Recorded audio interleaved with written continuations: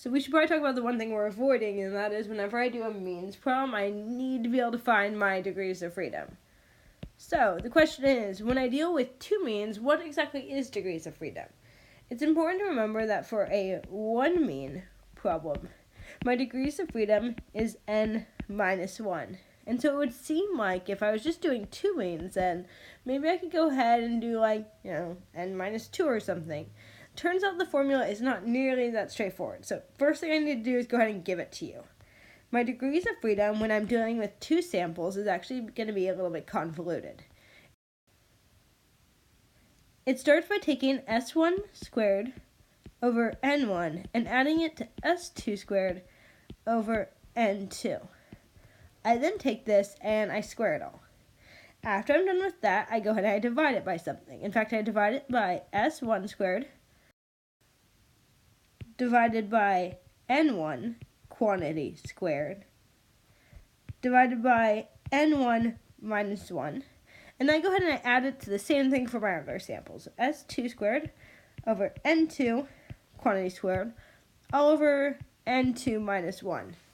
Now, first question, yeah, you actually have to use it. Second question, well, is there an easier formula for it? And the answer is yes, but only if certain things line up. I've made a separate video about that in case you're kind of curious about when it simplifies. Now let's talk about the way we're going to plug in things for this. And what we'll do is in the very beginning to calculate it, we'll go ahead and we will list. We should already have this done, right? Hypothesis test first step, confidence interval first step as well. We'll go ahead and list S1, S2, N1, and N2. After we list this stuff, the next thing we'll do in order to go ahead and plug this into our formula is we'll notice that we have a couple things that keep showing up.